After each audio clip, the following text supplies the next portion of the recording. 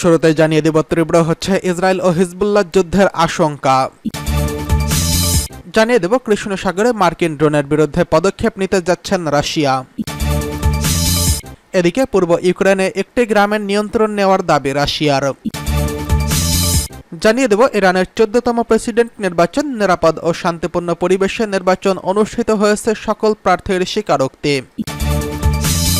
সর্বশেষ জানিয়ে দেব লেবাননে হিজবুল্লাহ সামরিক ঘাঁটিতে হামলা চালিয়েছে ইসরায়েল। এদিকে তীব্র হচ্ছে ইসরায়েল হিজবুল্লাহ যুদ্ধের আশঙ্কা। ইসরায়েলের উত্তরাঞ্চলীয় সীমান্তে লেবাননের সশস্ত্র গোষ্ঠী হিজবুল্লাহর মধ্যে বৃহত্তর যুদ্ধের সংখ্যা জোরালো হচ্ছে। সম্প্রতি পাল্টাপাল্টি হামলা জোরালো হয়েছে। মার্কিন কর্মকর্তারা বলেছেন, যুক্তরাষ্ট্রের গোপন তথ্য অনুসারে গাজায় কোনো যুদ্ধবিরতি চুক্তি না হলেও কয়েক সপ্তাহের মধ্যে হিজবুল্লাহ ও ইসরায়েলের মধ্যে বড় আকারের সংঘাত শুরু হতে পারে। মার্কিন সংবাদ মাধ্যম পলিটিকো এই খবর জানিয়েছেন। খবরে বলা হয়েছে, যুক্তরাষ্ট্রের কর্মকর্তারা উভয় পক্ষকে উত্তেজনা হ্রাসে সহায়তা করার চেষ্টা করে যাচ্ছেন।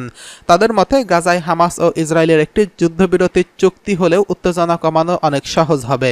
বর্তমানে চুক্তিটি নিয়ে আলোচনা চলছে, তবে শিগগিরই হামাস ও ইসরায়েলের কোনো যুদ্ধবিরতিতে রাজি হবে না বলে আশাবাদী নন মার্কিন কর্মকর্তারা।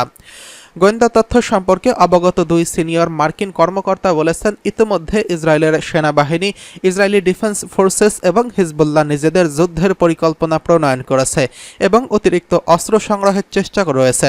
প্রকাশ্যে উভয় পক্ষই সর্বাত্মক যুদ্ধ চায় না বলে দাবি করেছে।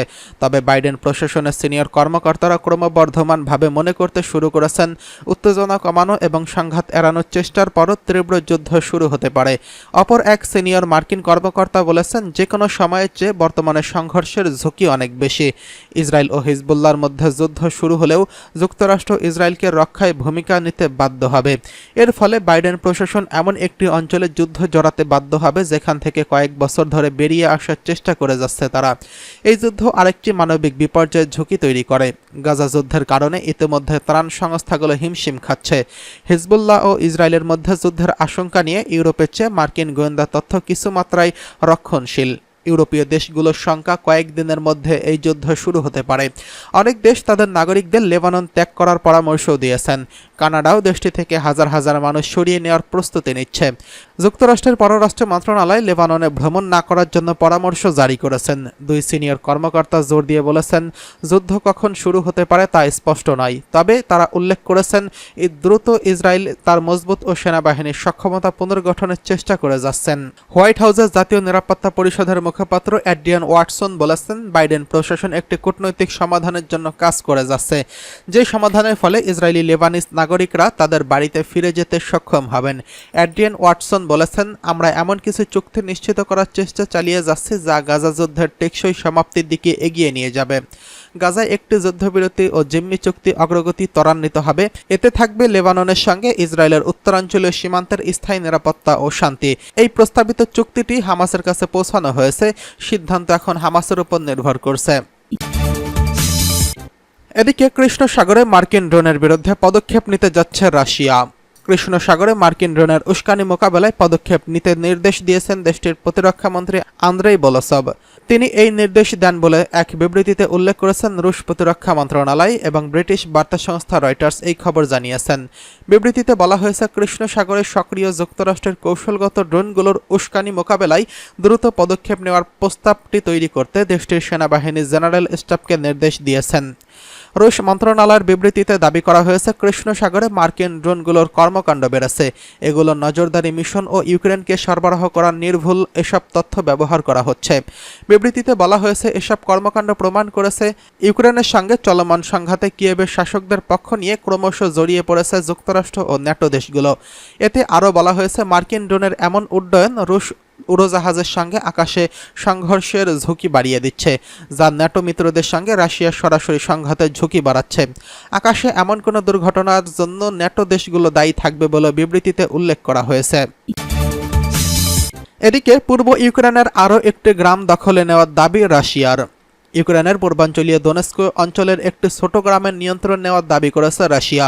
শুক্রবার এক বিবৃতিতে এই তথ্য জানিয়েছে রুশ সেনাবাহিনী। যুদ্ধক্ষেত্রে ধীরে ধীরে অগ্রসর হওয়া রুশ বাহিনীর এটাই সর্বশেষ অর্জন বলে উল্লেখ করা হয়েছে।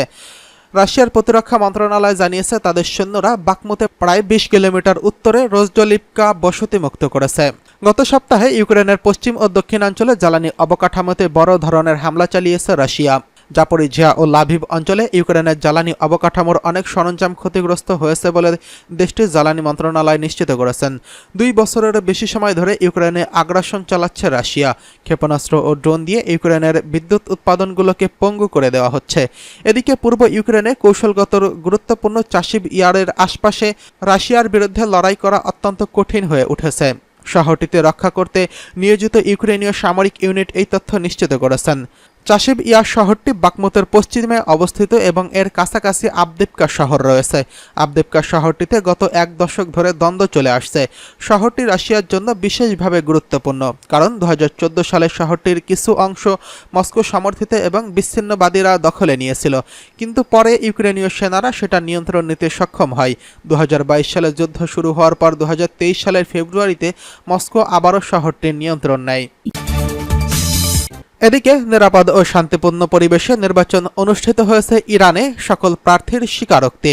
ইরানে শুক্রবার অনুষ্ঠিত প্রেসিডেন্ট নির্বাচন সুস্থ ও শান্তিপূর্ণ পরিবেশে অনুষ্ঠিত হয়েছে বলে 4 প্রার্থী সবার প্রতিনিধিরা স্বীকার করেছেন। শুক্রবার সকাল 8টা থেকে ভোট গ্রহণ শুরু হয়। রাত 12টা পর্যন্ত ভোট গ্রহণ চলে। দেশের কোথাও থেকে ভোট গ্রহণ প্রক্রিয়ার কোনো ধরনের অনাকাঙ্ক্ষিত খবর পাওয়া যায়নি। এবারের নির্বাচনের অন্যতম প্রার্থী সাবেক স্বাস্থ্যমন্ত্রী মাসুদ পেজেশকিনের প্রতিনিধি তাইয়েব মুসাভি বলেছেন, শুক্রবার দিনের শুরু থেকেই উল্লেখযোগ্য সংখ্যক ভোটাররা তাদের ভোটাধিকার প্রয়োগ করেছেন এবং নিরাপদ ও শান্তিপূর্ণ পরিবেশে ভোট গ্রহণ করা হয়েছে। ইরানের সাবেক পরমাণু আলোচক সাইদ জালালি প্রতিনিধি আলী রেজা সাদেকি নির্বাচনের পরিবেশকে সর্বোচ্চ শান্তিপূর্ণ বলে মন্তব্য করেছেন। তিনি বলেছেন, সকাল থেকে নানা রাজনৈতিক মতাদর্শ ও সাংস্কৃতিক বৈচিত্র্যের কারণে বিপুল সংখ্যায় ভোটকেন্দ্রগুলোতে উপস্থিত হয়েছেন। নির্বাচনে যিনি বিজয়ী হন না কেন তাকে ইরানের বিজ্ঞ ও প্রতিশ্রুতিশীল জনগণের স্বার্থে কাজ করার আহ্বান জানান সাদেকি। প্রেসিডেন্ট নির্বাচনে অপর প্রার্থী ও পার্লামেন্টের স্পিকার মোহাম্মদ বাকের কলিবাফের প্রতিনিধি মোর্তজা রহিমি শুক্রবার নির্বাচনে জনগণের চমকপ্রদ ও দৃষ্টিনন্দন অংশগ্রহণের ভূয়সী প্রশংসা করেছেন। তিনি বলেছেন, নির্বাচনে সর্বোচ্চ নিরাপত্তা ব্যবস্থা গ্রহণ করা হয় এবং দেশের কোথাও থেকে এই অপ্রীতিকর ঘটনার খবর পাওয়া যায়নি।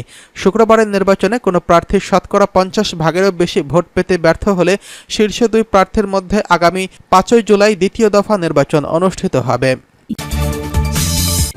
এদিকে লেবাননের হিজবুল্লাহ সামরিক ঘাঁটিতে হামলা চালিয়েছে ইসরায়েল।